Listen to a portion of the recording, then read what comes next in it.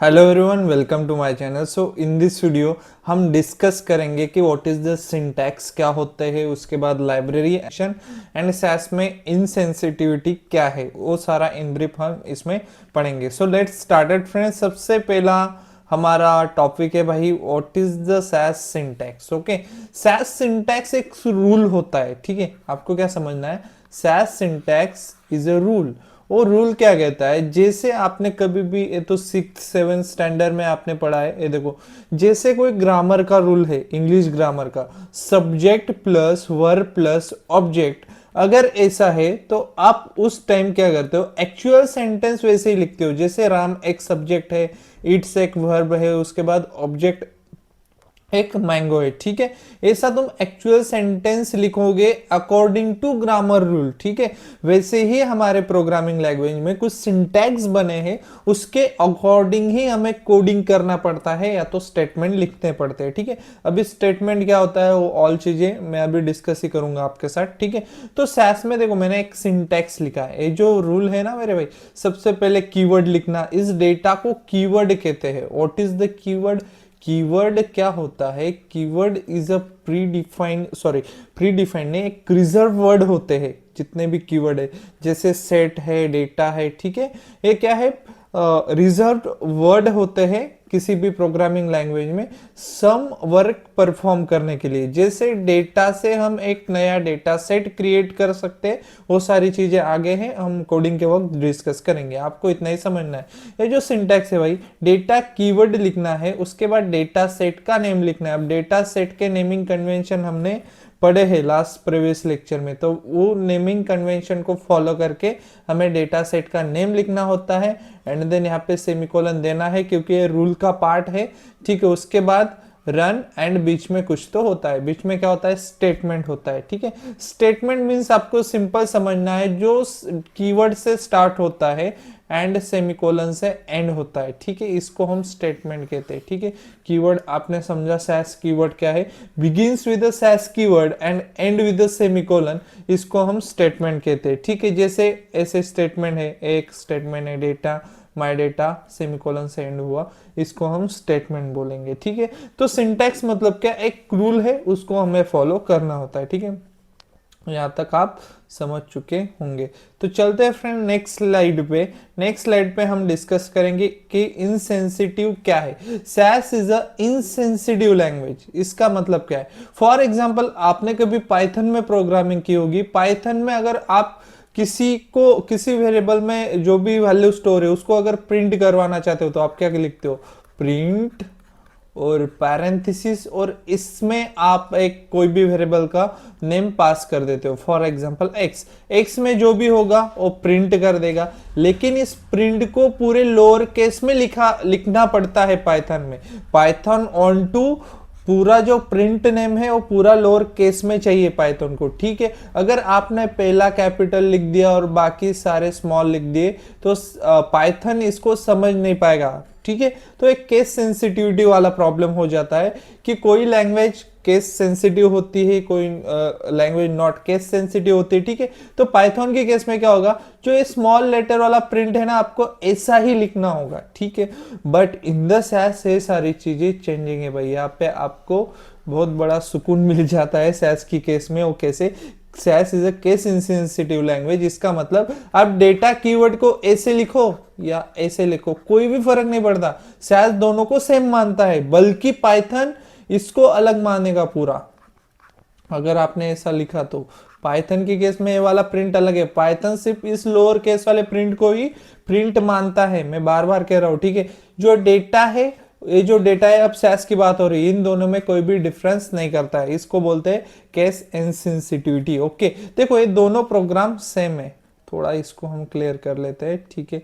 ये जो दो सेम प्रोग्राम हमने लिए ना यहाँ पे, अरे पेन नहीं आया, ये देखो, ये जो यहाँ से यहाँ तक ये भी प्रोग्राम सेम है और यहाँ से यहाँ तक सेम है। इसमें क्या क्या हमने चेंजेस किया है, देखो, इस मतलब इसमें पूरा डेटा अपर केस में है, इसमें पूरा डेटा लोअर केस में है, ठीक है। डेटा नेम इसमें पूरा लोअर केस में है, डेटा नेम इसमें पूरा अपर केस में है, ठीक है। ये देखो कैसे भी लिखो, upper case, lower case, prop case, mixture कैसे भी लिखो, आपने डेटा ऐसे भी लिखा तभी भी सैस उसको ओके मानता है भाई, ठीक है।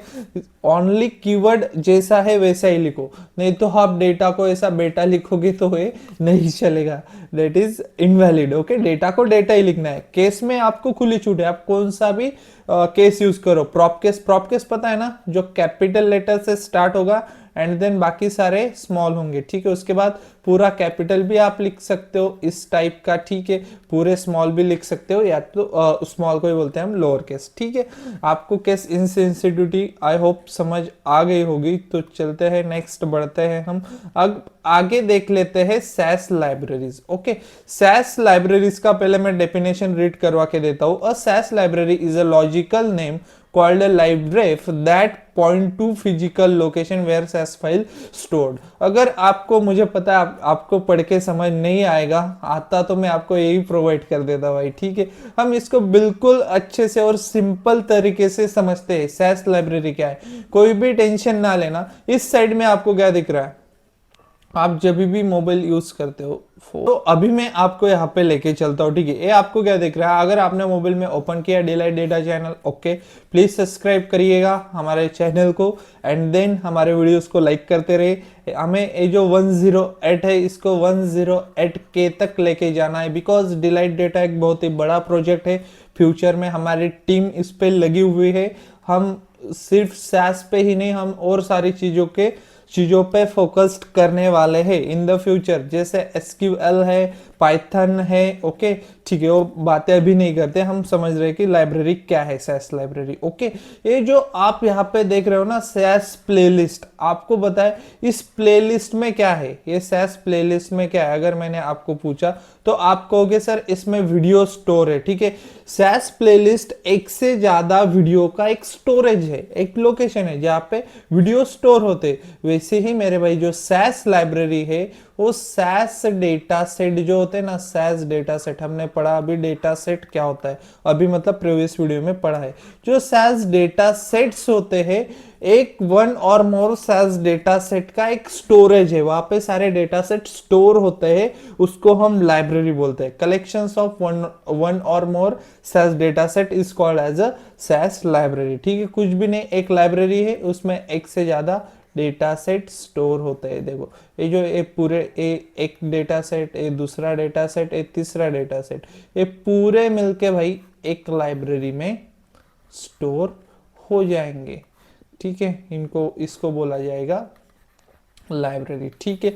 अब इस लाइब्रेरी के 2 पार्ट होते हैं। First one is a temporary library, ठीक है, created automatically when you start a SAS. इसका मतलब क्या है, जब भी आप सैस सेशन ओपन करते हो उसके साथ ऑटोमेटिकली ये जो वर्क लाइब्रेरी है एक क्रिएट होके आती है। एंड देन एक टेम्पररी क्यू है, जो भी डेटा सेट वर्क लाइब्रेरी में जाएंगे, ओके, जो भी डेटा सेट वर्क लाइब्रेरी में जाएंगे वो तब तक ही वहां पे रहेंगे, तब तक ही उनका स्टे वहां पे रहेगा जब तक सैस सेशन चल रहा है। अगर आपने सैस सेशन को क्लोज किया एंड देन रीओपन किया तो इसमें जो डेटा सेट है वो वैनिश हो जाएंगे, ठीक है। आपको इतना इसके बारे में समझना है, ठीक है। यहाँ पे लिखा है store data set only for the current session, delete when you exit SAS, जो मैंने बोला वही यहाँ पे भी लिखा है। जब आप सैस से एग्जिट कर जाओगे तो जो पहले आपने डेटा सेट भेजे थे वर्क में वो सारे यहाँ से इरेज हो जाएंगे। आपको समझना है, प्रैक्टिकली भी देखेंगे,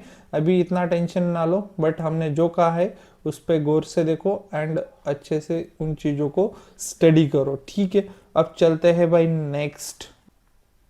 तो भाई हम अभी देख लेते हैं सेकेंड पार्ट ऑफ लाइब्रेरी। मतलब हमने अभी ही डिस्कस किया ना जो फर्स्ट पार्ट था, मतलब लाइब्रेरी 2 टाइप्स की लाइब्रेरी होती है, उसमें का फर्स्ट पार्ट था जो टेम्पररी लाइब्रेरी है वो हमने डिस्कस की। अभी बारी है भाई सेकेंड पार्ट की, ठीक है। 2 टाइप्स होते हैं लाइब्रेरी के, first one is a temporary and second is a permanent, ठीक है। बट परमानेंट लाइब्रेरी में एक बात आपको यहाँ पे ध्यान में रखनी होती है, इस परमानेंट लाइब्रेरी में, ठीक है, इसके 2 पार्ट्स होते हैं समझने के लिए, ठीक है। एक होता है यूजर डिफाइन, एक होता है यूजर डिफाइंड में ये आपको क्यों बता रहा हूँ, ये आपको आगे समझ में आ जाएगा नेक्स्ट हम जब पढ़ेंगे, ठीक है। और एक होता है system defined, okay, system defined, ठीक है। अभी आप इतना समझो कि सिस्टम डिफाइंड करके कोई तो टाइप है, अभी हम पूरा फोकस करेंगे यूजर डिफाइंड लाइब्रेरी पे, यूजर डिफाइंड परमानेंट लाइब्रेरी पे, ठीक है। अभी हम सोचते हैं कि परमानेंट लाइब्रेरी क्या है, आपको सिर्फ रिमाइंड रखना है कि ये दो चीजें एग्जिस्ट करती है अभी के लिए, ठीक है। अभी पूरा फोकस रहेगा कि परमानेंट लाइब्रेरी क्या है, तो मैं डेफिनेशन पढ़ता हूं। A permanent SAS library is a storage location on your computer or server where SAS data set and other files are saved beyond the current SAS session. इसका मतलब क्या है, ठीक है। अब इसका मतलब हम समझते हैं एंड आगे भी थोड़ा पढ़ लेते हैं। You created by assigning a library reference with the libname statement, okay. ये सारा प्रोग्रामिंग का पार्ट है, वो हम आगे देखने वाले हैं। सिर्फ आपको एक समझना है कि जो परमानेंट लाइब्रेरी होती है, ठीक है, जैसे तुम्हारी डी ड्राइव, पता है ना तुम्हें, कंप्यूटर की डी ड्राइव, वहां पे क्या होता है, वहां पे बहुत सारे फोल्डर होते हैं। फॉर एग्जांपल डी ड्राइव में एक डेटा नाम का फोल्डर है, ऐसा समझो, ठीक है। वहां पे एक डेटा स्टोर है, ठीक है, एक नहीं, वहां पे 3 डेटा स्टोर है, ठीक है। तुमने क्या किया, इस फोल्डर को, डेटा नाम के फोल्डर को तुमने चाहा कि मुझे इसको सैस में लाना है। क्या चाहा तुमने, इस डेटा नाम के फोल्डर को तुमने चाहा कि मुझे सैस में लाना है। मतलब तुम फोल्डर तो नहीं लाओगे, तुम क्या लाओगे वहां से, तुम डेटा सेट लाओगे वहां से, ठीक है। तो यहां से जब डेटा सेट सैस में आएंगे तो तुम एक लाइब्रेरी बनाओगे, ठीक है। इसमें जो स्टोर होंगे, और एक बात तुम यहाँ पे इत्मीनान से सुन लो, जो डेटा फोल्डर में स्टोर होंगे वो ओनली सैस के डेटा सेट ही स्टोर होंगे। ऐसा क्यों, क्योंकि इंपोर्टिंग की अलग अलग मेथड से, वो आपको आगे चल के समझ में आ जाएगा। नहीं तो हमारी पूरी प्लेलिस्ट है भाई इंपोर्टिंग डेटा पे, वो देख लेना, ठीक है। अभी के लिए समझो कि डेटा नाम के फोल्डर में सैस डेटा सेट स्टोर है, ठीक है। इनको तुम लाना चाह रहे हो सैस में, तो सैस में तुम क्या करोगे, एक लाइब्रेरी बनाओगे, ठीक है। जो सिस्टम डिफाइंड लाइब्रेरी है उसमें हम कोई भी एक्सटर्नल सोर्स का डेटा नहीं भेज सकते, ठीक है, समझ सकते हो आप। वर्क में हम भेज सकते हैं, but work is a temporary library, ठीक है। वर्क में हम भेज सकते हो, कैसे, वो अलग चीज है यार, ज्यादा कंफ्यूजन बढ़ जाएगा। अभी तुम इतना ही समझो कि सैस में तुम ला रहे हो तो खुद की लाइब्रेरी बनाओगे, और खुद की लाइब्रेरी बनती है लिबनेम स्टेटमेंट से। लिबनेम को इस फोल्डर का लोकेशन प्रोवाइड करना होगा, एंड देन ए लिबनेम एक लाइब्रेरी क्रिएट करेगा, for example XYZ, and XYZ में ये सारे डेटा सेट XYZ लाइब्रेरी में आ जाएंगे। बट ए फोल्डर से जो डेटा सेट XYZ में आएंगे, तो ये जो XYZ लाइब्रेरी जो यूजर ने बनाई, वो तब तक ही वहां पे अवेलेबल होगी, तब तक ही उसका स्टे होगा जब तक करंट सैस सेशन चल रहा है।